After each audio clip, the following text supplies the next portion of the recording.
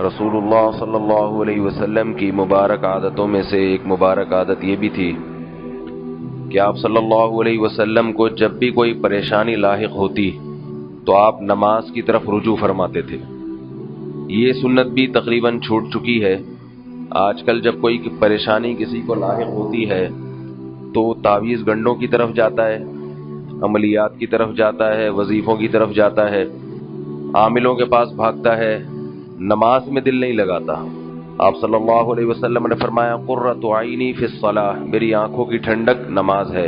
एक बुजुर्ग फरमाते थे कि जब मेरा दिल चाहता है कि अल्लाह मुझसे बात करे तो मैं कुरान मजीद की तिलावत करता हूँ। सब बातें अल्लाह करता है मुझसे उसमें, और जब मेरा दिल चाहता है कि मैं अल्लाह से बातें करूं तो मैं नमाज की नीयत बांध लेता हूं। उसमें सब बातें इंसान अल्लाह से करता है। जब कोई तकलीफ हो, गम हो, नमाज पढ़नी चाहिए और नमाज के बाद फिर दुआ मांगनी चाहिए। हमारे जितने अकाबिर गुजरे हैं, जितने बुजुर्गान दीन हैं, उन्हें भी कोई परेशानी होती थी 2 रकत नीयत बांधते थे।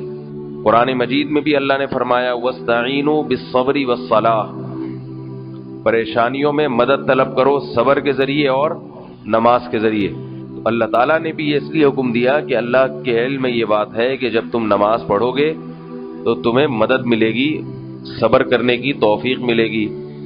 2 फायदे होते हैं नमाज से। एक तो ये कि गम हल्का हो जाता है, क्योंकि अल्लाह की तरफ तवज्जो है। जिसने गम दिया है, जब आप उसी से बातचीत करना शुरू कर देंगे तो दिल को तसल्ली हो जाती है इंसान के। दूसरा फायदा ये होता है कि नमाज पढ़ने से दुआ जल्दी कबूल होती है।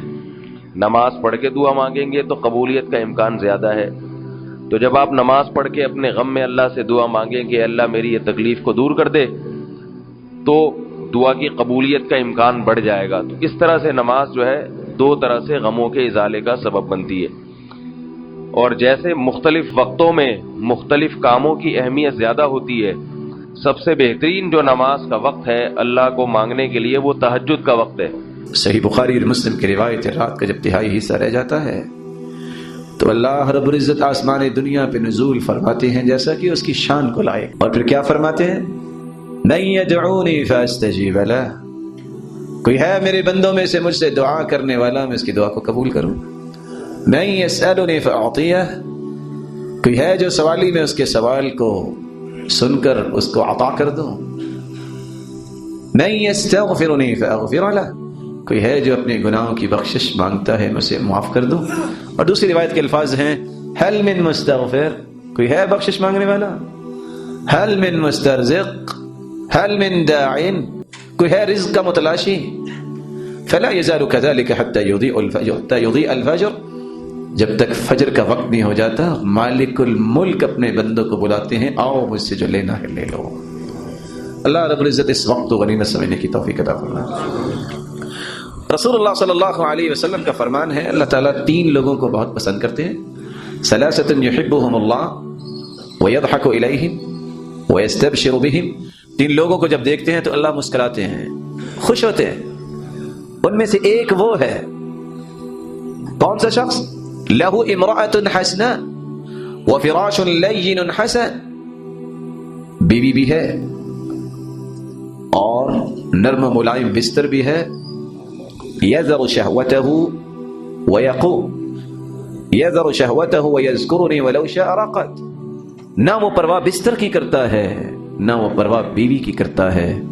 अल्लाह के सामने खड़ा हो जाता है, अल्लाह फरिश्तों से मुखातिब होकर फरमाते हैं ये चाहता तो सो सकता था लेकिन मेरी याद के लिए खड़ा हो गया, गवाह रहना मैंने भी इसको जन्नती बना दिया।